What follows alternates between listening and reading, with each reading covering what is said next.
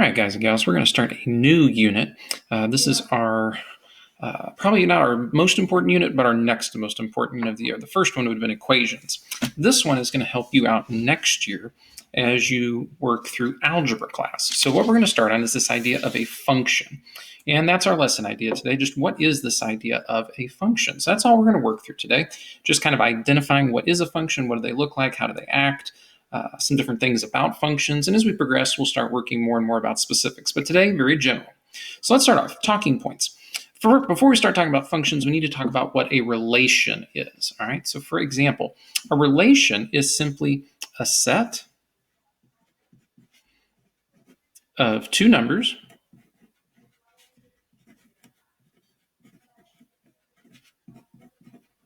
that are connected.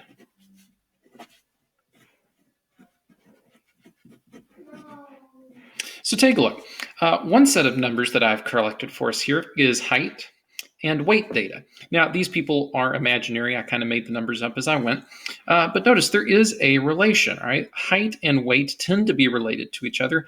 Notice the taller these individuals become, their weight also increases, all right? And that makes sense. For most of us, we recognize that as we grow older and we get taller, we tend to get heavier. Again, that's not an always statement, but that's typically how it goes. Now, the difference between a relation and a function is as follows, all right? A function is a very specific kind of relation, right? A function is a relation where each input is matched with exactly one output. Now, here's what I mean by that. Take a look. When we're talking about this first idea, this relation of height versus weight, height is what we're going to call our input, right? It's the value that I know. Sometimes inputs could be things like your age. It could be things like your shoe size. In this case, it's going to be height. And then output, okay, is the number that it's matched with. So for example, this 3-foot individual weighed 50 pounds. So this is the number I put in, the 3-foot, and the number I got out is 50, all right? You've seen a lot of this work probably in science class when you're talking about maybe chemicals in a reaction or the number of animals in an area and how much resources there are after those animals are there, things like food, water, that kind of thing. So for every input, there is exactly one output. So for example, if I got every 3-foot person in the world together and weighed them, they would all weigh 50 pounds, right? No, and that's the difference, right? Functions are very specific. Each number in can only be one number out. And I think we all know that if I measured every 3-foot person in the world, they wouldn't all weigh 50 pounds. Just like I know for every 6-foot tall person, they're not all going to weigh 155 pounds. Or notice here, we even show that we've got two 5-foot people. So notice this is the same input. 5 goes in, 5 goes in. And notice the numbers are different when I come out. This 5-foot tall person weighs 110 pounds, whereas this 5-foot tall person weighs 105 pounds. So just because I put the same number in doesn't necessarily mean I got the same number out. So height and weight is not really a function.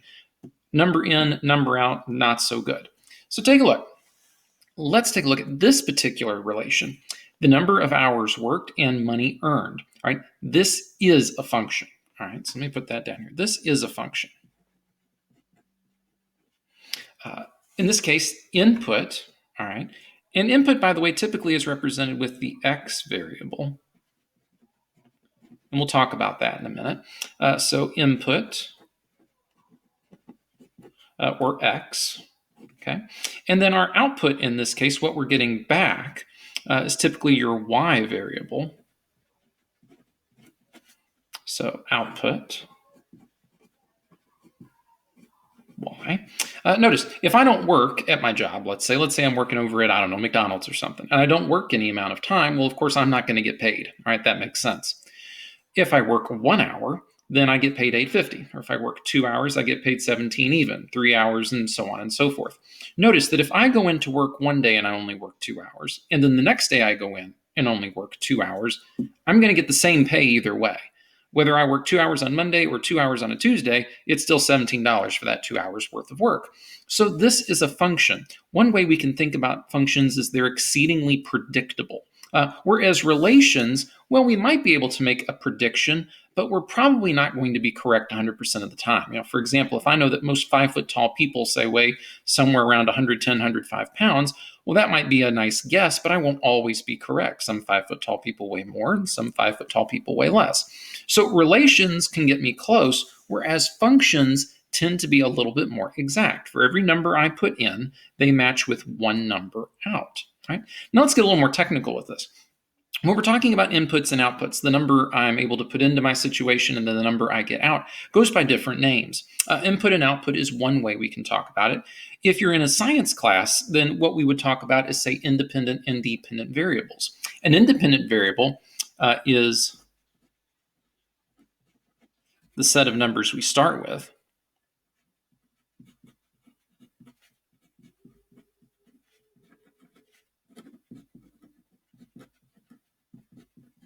And then the dependent variable is the result.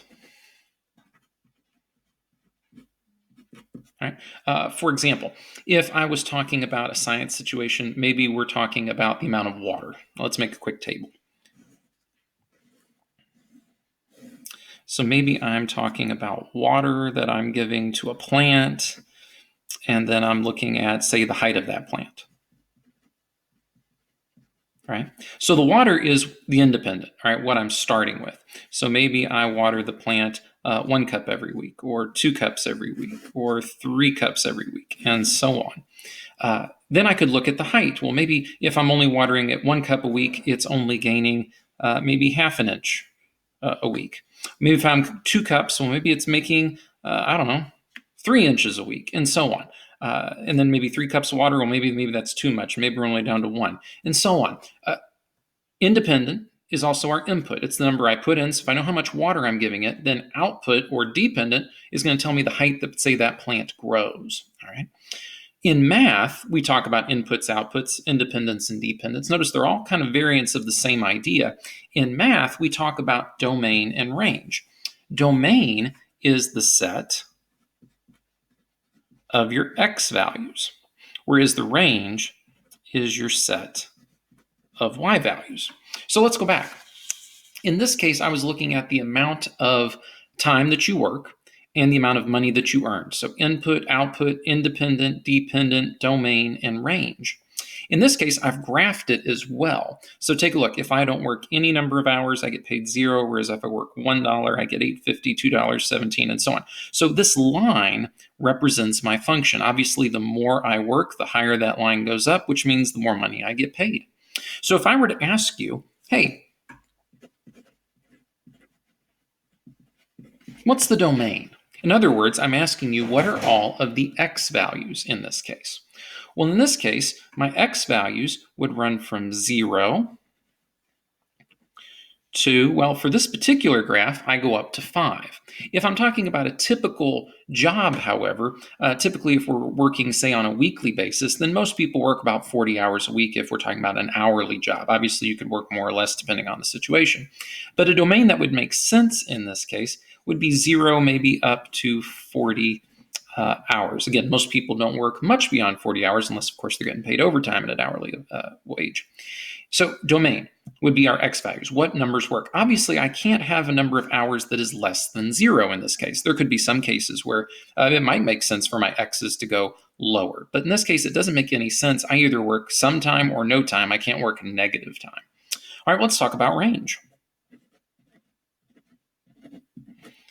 Again, if I were asked you what is the range of the situation, I'm talking about the set of y values that would make sense.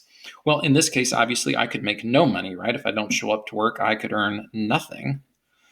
So $0 all the way up. And in this case, it looks like I'm making $8.50 an hour. So again, if we're talking about a real situation here, I could take the 40 hours I work during the week, multiply that by $8.50, and I would get about, about $340. So that would be my range in this case, that I could have y values anywhere from 0 to 340. Now, if we're talking specifically about this graph, let's kind of change gears here. If I'm talking specifically about the graph, well, then my graph only goes in x's from 0 to 5 hours. And again, if we're talking money, it only goes from 0 to 4250. So we need to be careful when we're talking about domains and ranges in math. What's our situation? Are we talking about just the graph? Are we talking about just the table? Are we talking about a real world situation that we need to take into account? It just depends. So we have to be prepared to deal with that. So again, what's a relation? It's just a set of two numbers that are connected in some way. So for example, height and weight. Or if you want, you can measure your arm span. So if you measure from fingertip to fingertip with your arms spread out, then you can measure your height, and it's a similar relationship. The bigger your wingspan, in other words, from fingertip to fingertip, typically the taller you are. In this case, we measured height to weight, and we saw that there is a relationship there, but again, not always definable, not always predictable. Functions, however, we said are different.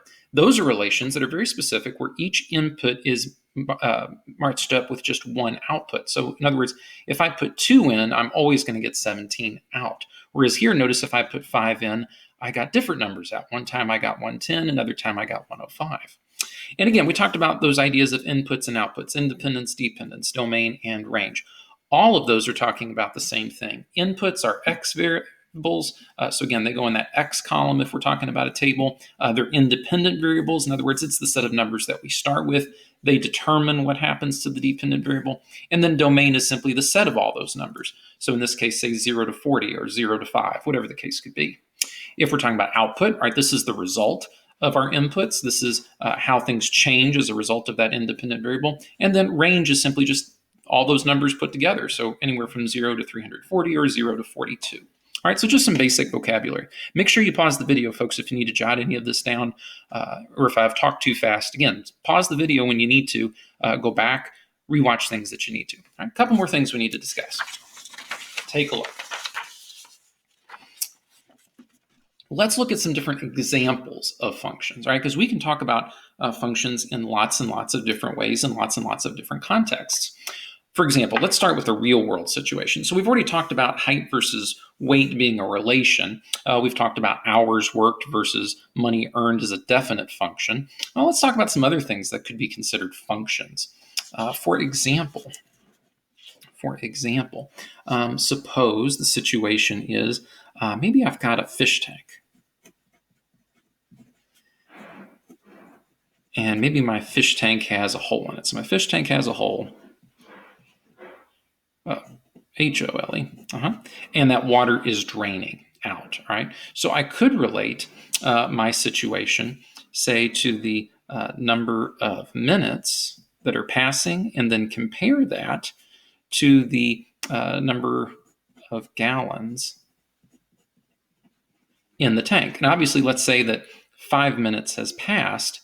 Well, I'm only going to have so much water in the tank. Maybe after 5 minutes, I've only got 10 gallons left in the tank. But if I drain that tank every time the same way, at the 5-minute mark, it's always going to have that 10-gallon amount in it. So it's predictable, all right, each time. So there's lots of situations in the real world where we'll see functions at play.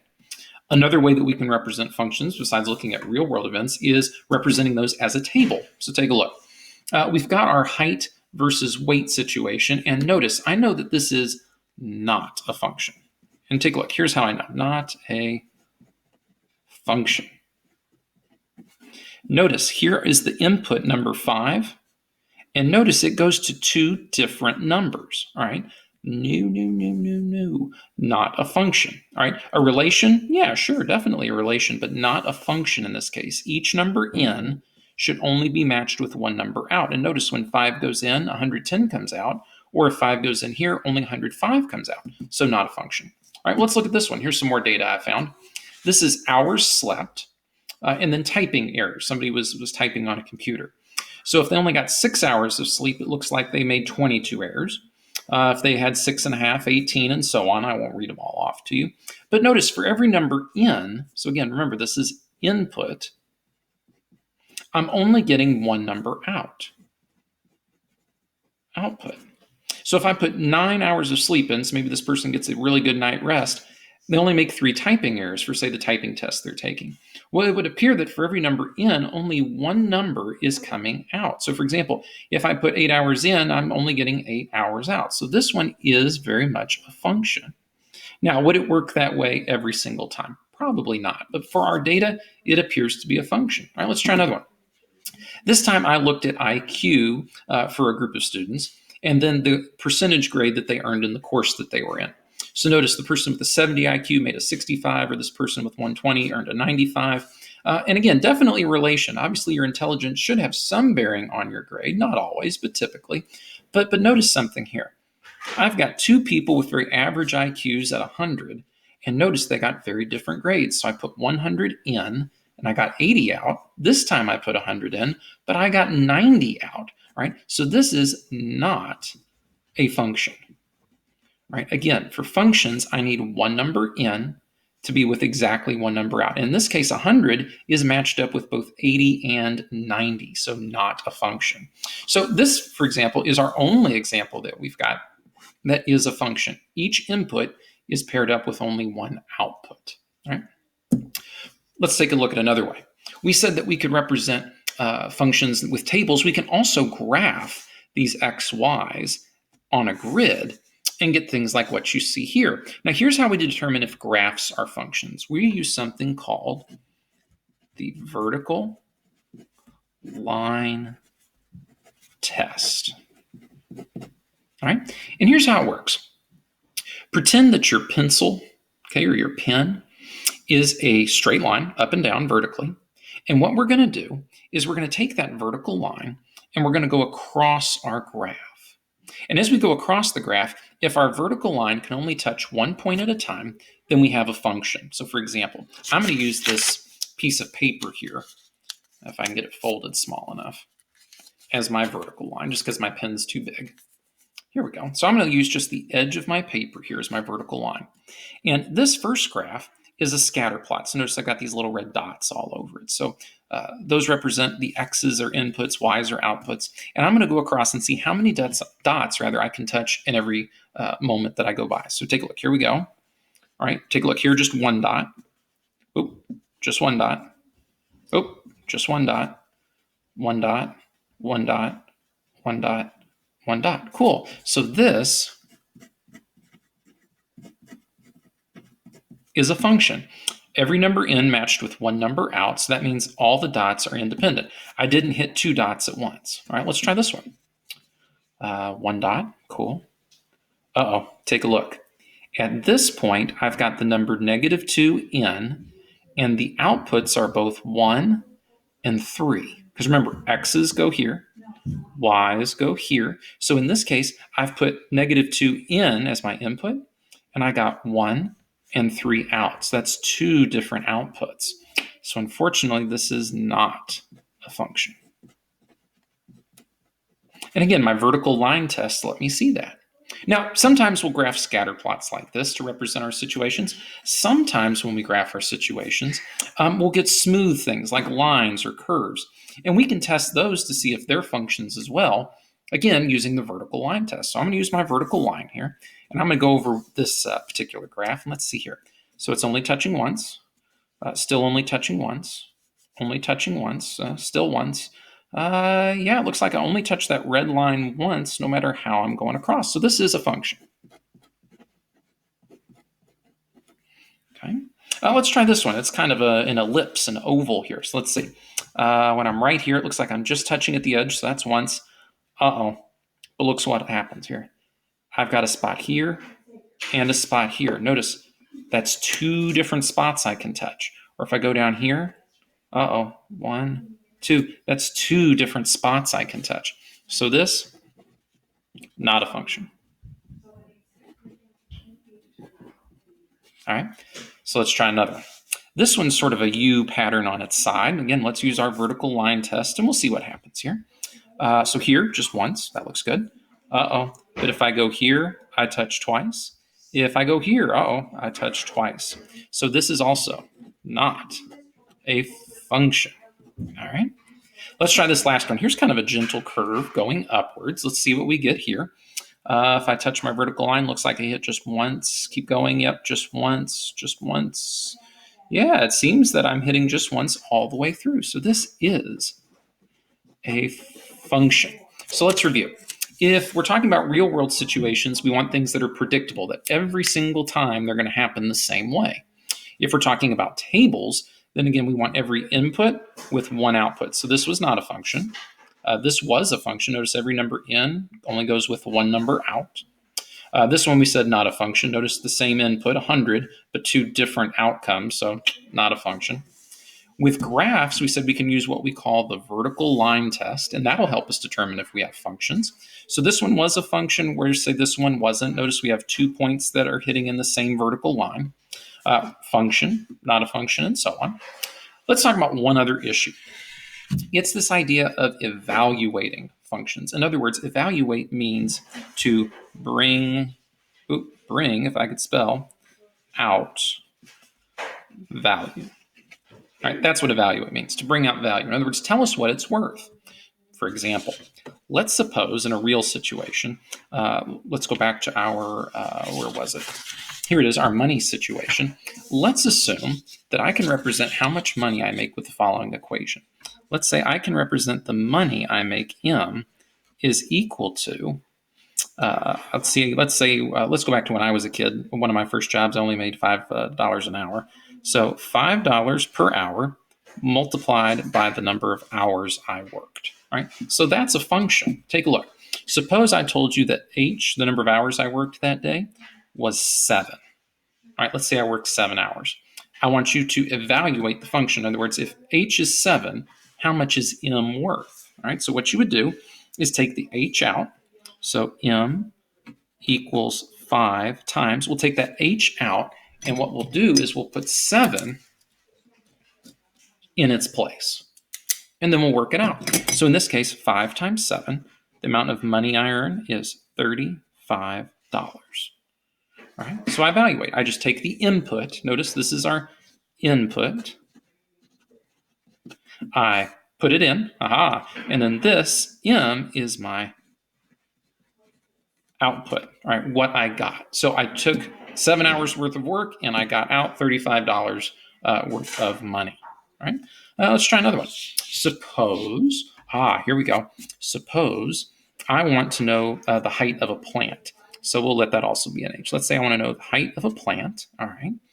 And let's suppose that every day, all right, so I need to know the number of days that have passed.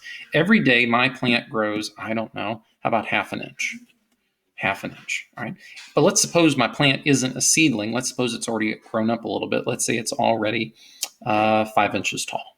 I don't know, it's already 5 inches tall, all right? How tall would my plant be after, I don't know, after 3 days, all right? So D is my input. Okay, D is my input, what I'm going to put in. H in this case, the height of my plant, is my output. What's going to be the result? So let's do it. So H equals 1/2. Remember we said it would grow 1/2 of an inch per day. So 1/2 multiplied by 3. In this case, the number of days that have elapsed are 3. Plus the 5 inches, we said my plant was already a certain height, already 5 inches tall. So let's work it out. So half of 3 is 1 1/2. 1 1/2 plus 5 is 6 1/2. Cool. So after 3 days' time, the height of my plant is 6 1/2, let's say, inches tall. Right? So when we evaluate, you're going to be given the input. You're going to be given what we call a function rule. You'll plug that number in, and then you'll get an output, all right, the result of our situation, right? When you come to class today, we'll talk about all of this. I know this seems like a lot, but trust me, functions are pretty easy and straightforward things to do. We'll talk about each one of these ideas, this idea of just what is a function, this idea of inputs and outputs. We'll talk about how to spot functions, whether they're a situation, a graph, a table, and we'll talk about how do you evaluate functions if you're given that function rule. All right, bring your questions and concerns, and we'll talk about them in class today. All right, have a good day, folks.